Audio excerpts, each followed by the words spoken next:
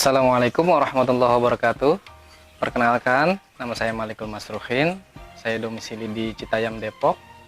Saat ini saya sedang merintis usaha online di bidang dunia herbal, dan juga istri juga usaha online di bidang kuliner, kue-kue kering, dan juga ada makanan lainnya seperti paru ungkep. Kali ini saya ingin berbagi tips nantinya gimana sih perjalanan saya hingga bisa saat ini dan kenapa alasan saya memilih di bisnis online. Jadi saya sebenarnya background dulu kuliah di D3 Teknik Sipil di sebuah politeknik di Bandung. 3 tahun saya di Bandung, lalu lulus bekerja walaupun bidangnya masih berkaitan dengan teknik sipil, yaitu rangka atap baja ringan, tapi saya memilih di bidang sales atau marketing. Padahal saya nggak ada pengalaman di bidang tersebut, tapi saya coba dari 2004 sampai sekitar 2014 ya, sekitar 10 tahun saya di dunia sales.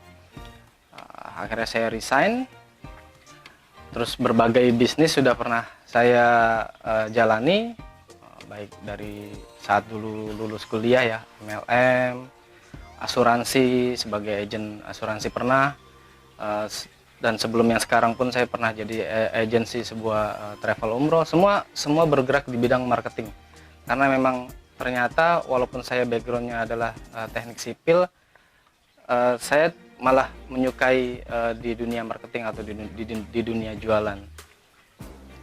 Alasan saya kenapa resign dari perusahaan saya yang dulu, ya karena saya ingin lebih banyak waktu untuk keluarga, dan juga yang pasti ingin seperti orang tua dulu ya, karena emang background dari orang tua adalah seorang wirausaha. Wirausaha mungkin dari situ darahnya mengalir. Saya juga ingin menjadi seorang wirausaha. Berbagai macam bisnis sudah pernah saya geluti ya, sampai akhirnya sekarang saya di bidang herbal ini. Di herbal ini pun saya mengikuti perkembangan zaman, jadi saya memilih memasarkannya itu via Google. Awalnya saya cuma memanfaatkan pertemanan ya dari media Facebook, WhatsApp, tapi karena saya pikir kalau yang organik itu terbatas temannya, cuma itu aja kan ya, teman WhatsApp, teman Facebook cuma itu aja. Kalau nggak kita tambah, maka penjualan juga nggak akan meningkat. Akhirnya saya mencoba mencari tahu tentang dunia iklan berbayar, tapi saya lebih memilih Google Ads. Saya cari info melalui mantan manajer saya dulu di perusahaan, yang kebetulan memang beliau expert di bidang ini. Alhamdulillah dari Google Ads ini, usaha online saya di dunia herbal ini ya menjangkau seluruh Indonesia ya, karena kan kita memasang iklan di Google gitu, menjangkau seluruh Indonesia gitu. Ya alhamdulillah, setelah produk yang saya jual ini saya pasarkan melalui Google Ads, itu penjualannya meningkat dibandingkan sebelumnya yang hanya organik melalui WhatsApp dan Facebook. Jadi meningkat penjualannya sampai alhamdulillah bisa tembus ratusan botol per bulan. Dan alhamdulillahnya lagi, berkat hasil saya berjualan online ini, ada beberapa pencapaian yang merupakan impian-impian saya terdahulu yang sudah mulai bisa saya capai. Walaupun masih banyak lagi lainnya yang belum saya capai. Alhamdulillah yang udah tercapai berkat saya jualan online ini, saya bisa berumroh bareng istri. Alhamdulillah sudah bisa punya mobil, punya rumah. Dan yang terpenting seperti yang tadi saya ungkapkan di awal, kenapa saya memilih jualan online, kenapa saya memilih berusaha, yaitu saya bisa lebih banyak waktu di rumah, bisa menghasilkan uang ataupun rupiah hanya dari rumah.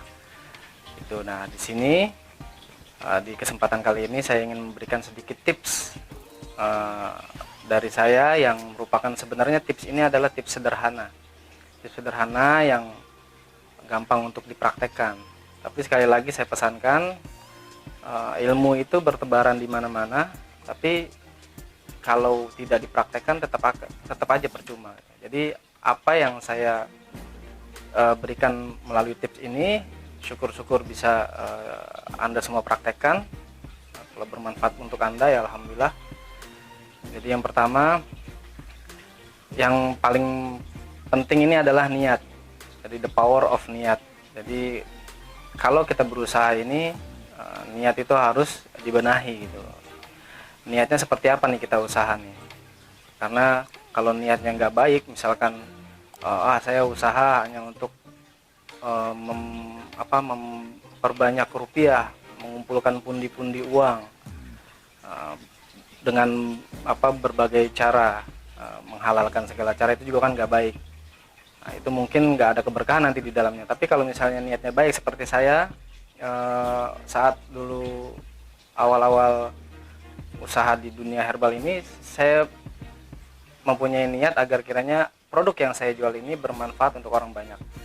Jadi tidak bukan menghalalkan segala cara dengan menjatuhkan harga, yang penting barang itu laku banyak, tidak. Sesuai dengan aturan pusat, jual sesuai harga resmi, menebar manfaat ke banyak orang. Itu niat itu penting. Jadi kalau misalnya niatnya baik, insya Allah berkah. Yang kedua, the power of stok. Ya biasanya kendala kalau misalnya yang bagi pemula yang baru ya, stok itu biasanya suatu kendala. Memang biasanya orang kalau misalnya usaha pengen carinya nggak ada modal gitu, berarti kan the power of stock nih nggak bisa nih kayaknya nih. Tapi justru ya jangan jadi hambatan gitu loh, the power of stock. Jadi dulu saya pun mulai awalnya dari dropship. Jadi emang saya dulu nggak ada modal ya, jadi sistem dropship aja gitu loh, kita promosi. Jadi kalau saat ada yang mau, saya orderkan ke pusat, langsung dikirim ke customer. Tapi kan dari situ kan kita mulai dari keuntungan dropship itu ya, kita mulai untuk mengumpulkan nih agar kita punya modal buat beli stok. Karena stok itu saya anggap buat mancing. Jadi dengan kondisi kita ada stok itu memancing pembeli datang gitu. Kalau kita nggak ada stok, nggak kelihatan keseriusannya gitu loh. Kalau di saat ditanya sama customer, boleh dong difoto stoknya, wah kita kelabakan, kita nggak punya foto stok asli. Terkadang ada yang minta video call nih, mau ngeliat, karena kalau foto kan bisa jadi aja comot dari stok orang ya. Tapi kalau misalnya terkadang ada customer yang video call minta divideokan, wah kalau misalnya kita ada stoknya kan, wah berarti benar ya, customer kita ini melihat keseriusan kita. Nah, terus saat ada stok pun juga selain tadi sebagai pancingan, itu stok saya anggap kita tiup ada ruh stok. Jadi saat pagi-pagi saya biasanya itu stok itu saya ajak ngomong gitu. Ruh stok itu maksudnya gini, halo apa kabar, hai, kamu ganteng deh, kamu bagus deh, hari ini kalian semua keluar ya. Atau biasanya pas saat saya restock dari pusat 100-200 botol, pas saat saya bongkar dari packingnya itu saya aja ngomong, kalian di sini jangan lama-lama ya, jangan betah lama-lama ya. Seminggu kalian habis ya, terjual terus terkirim ke pemilik kalian baru. Nah itu ruh stok. Yang ketiga the power of packing. Nah, kenapa the power of packing nih? Karena ilmu ini banyak dipakai oleh senior saya. The power of packing. Jadi walaupun nggak ada yang belum ada yang beli nih tiap pagi, kita packing aja, kita packing sambil sholawatan. Terus itu kita anggap sebagai LOP ya, law of projection. Jadi kita anggap sebagai afirmasi bahwa kita beranggapan, wah ini nanti setelah kita packing ini udah ada yang beli nih. Jadi kita packing aja, kita siapin. Jadi kita afirmasi kalau kita bayangkan gitu, kalau misalnya yang kita packing ini sebenarnya udah ada yang beli. Itu kan sama aja kan, apa yang kita pikirkan itu sama aja doa gitu. The power of packing. Terus juga kalau misalnya the power of packing itu juga bisa mengefisiensi waktu. Karena terkadang kalau saya merasakan saat saya lagi sibuk dengan ada kegiatan yang lain, kalau misalnya ternyata stok saya itu belum ada yang di packing, sore-sore saya kelabakan.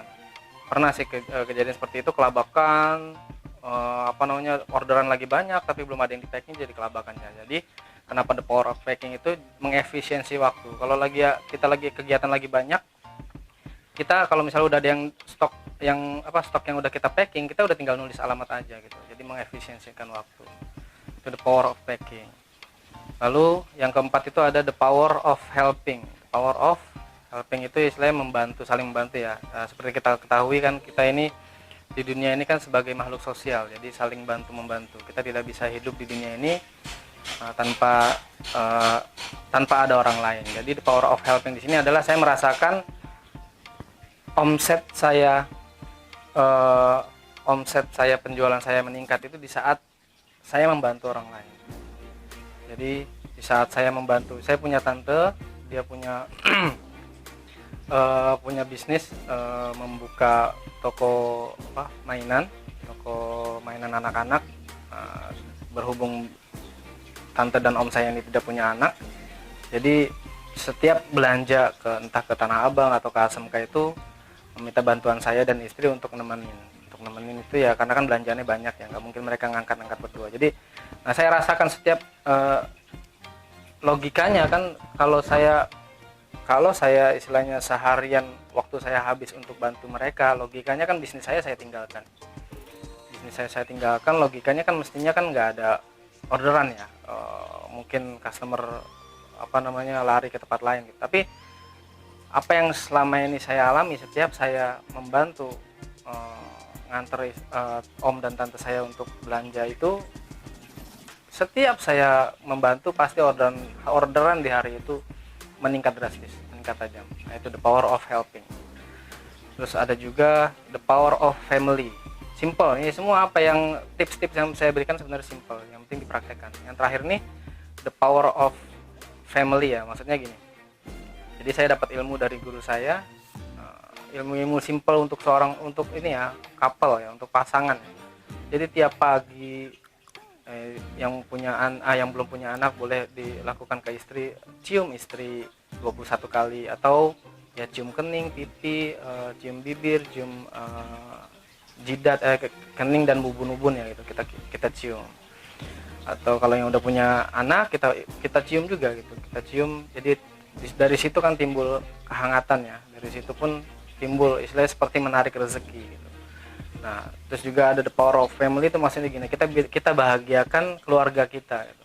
Saya sering merasakan di kala saat saya membahagiakan keluarga ya, anak, istri, kita ajak misalkan kita ajak belanja, kita ajak main, di saat mereka bahagia itu mengundang rezeki. Karena pernah ada kejadian, istri saya bilang, itu kejadian waktu di bulan Juli atau Agustus saya lupa. Istri saya bilang dia ingin sekali punya perhiasan, tapi sebagai kado saat dia ulang tahun nanti bulan Desember. Tapi di situ saya langsung dalam hati itu membatinkan ke Allah, ya Allah mohon mudahkan. Istilahnya saya ingin nggak perlu nunggu Desember, istilahnya gitu. Nggak perlu nunggu Desember lah, istilahnya pengen dalam waktu cepat saya ingin mengabulkan keinginan istri saya untuk punya perhiasan. Alhamdulillah, apa yang kita pikirkan itu kan bisa jadi doa ya. Benar-benar alhamdulillah saya merasakan saat saya belikan perhiasan dari uang tabungan yang ada ya, yang tadinya mesti untuk yang lain, itu saya alihkan untuk membelikan perhiasan ke istri. Otomatis istri bahagia, itu dibalas 24 jam langsung besokannya oleh Allah. Itu profit harian saat itu bagi saya rekor, bahkan melebihi harga perhiasan itu gitu. Jadi ya itu the power of family. Bahagiakanlah anak dan istri, itu pasti mengundang rezeki. Sekian dari saya, semoga bermanfaat tips-tips dari saya. Seperti pesan saya tadi, ilmu itu bertebaran di mana-mana, tapi seakan percuma kalau tidak dipraktekkan. Semoga bermanfaat. Assalamualaikum warahmatullahi wabarakatuh.